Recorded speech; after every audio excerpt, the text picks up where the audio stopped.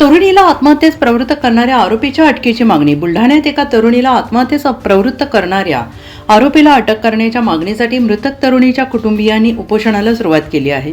रुपाली रामदास सरकटे या तरुणीने 24 जानेवारी रोजी गळफास घेऊन आत्महत्या केली. मात्र या प्रकरणातील आरोपी तन्मय विजय गवई गेल्या 45 दिवसांपासून फरार असून अद्याप त्याचा शोध लागलेला नाही. बुलढाणा जिल्ह्यातील केळवद येथील रुपाली रामदास सरकटे हिचे लग्न तिच्याच आत्तेभावासोबत जुळले होते. मात्र तन्मय विजय गवई याला महावितरण विभागात नोकरी लागल्यानंतर त्याने लग्नास नकार दिल्याचा आरोप आहे. त्यानंतर त्याने रुपालीला मानसिक आणि शारीरिक त्रास दिल्याचे कुटुंबियांचं म्हणणं आहे. या त्रासाला कंटाळून रुपालीने 24 जानेवारी रोजी गळफास घेऊन आत्महत्या केली आणि या प्रकरणात आरोपी तन्मय गवई गेल्या 45 दिवसांपासून फरार असून पोलिसांकडून अद्याप त्याचा शोध लागलेला नाही. त्यामुळे अटक करण्यात यावी आणि रुपालीला न्याय मिळावा या मागणीसाठी रुपालीच्या आईवडिलांनी आणि भावाने बुलढाण्यात उपोषणाला सुरुवात केली आहे.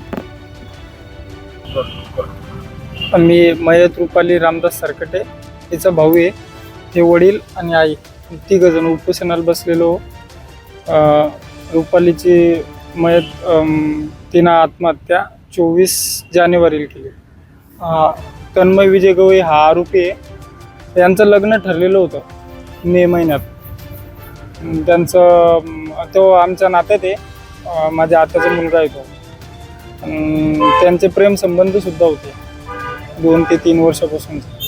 घरच्यांनी लग्न ठरवून दिलं होतं मे महिन्यामध्ये. तो नोकरीला लागला विद्युत सहाय्यक पदावर फायरमन. आणि नोकरीला लागल्याच्या नंतर तो तिला टॉर्चर करायला लागला पैशासाठी. त्याची माग होती, तिला पैसे मागत जाय, शिक्षणाला खर्च आला तर तिला पैसे माग जाय. उंड्याची माग होती त्याची. आणि तिच्याजवळ तिच्या अंगावर वस्ता होता. तिले तो कानातले मोड मला दे पैसे असं म्हणत होता. हे आम्हाला ज्यावेळेस त्यानं तिला फोन घेऊन दिला होता तर त्या फोनमध्ये रेकॉर्डिंगमध्ये सापडलं हे सगळं असं बोललेलं.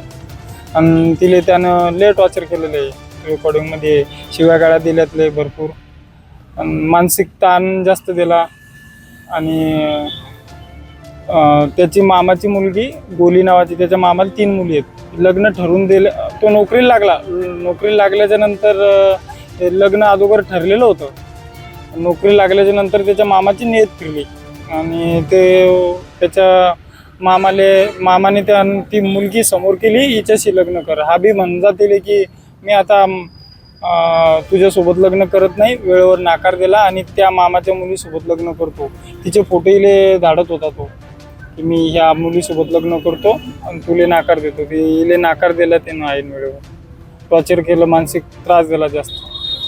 यानं 24 तारखेला आत्महत्या केली 24 जानेवारीला. आता काय मागणी?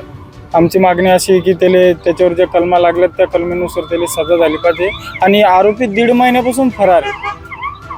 पोलीस प्रशासनाने अजून काय त्याला पकडलं नाही, फरार आहे.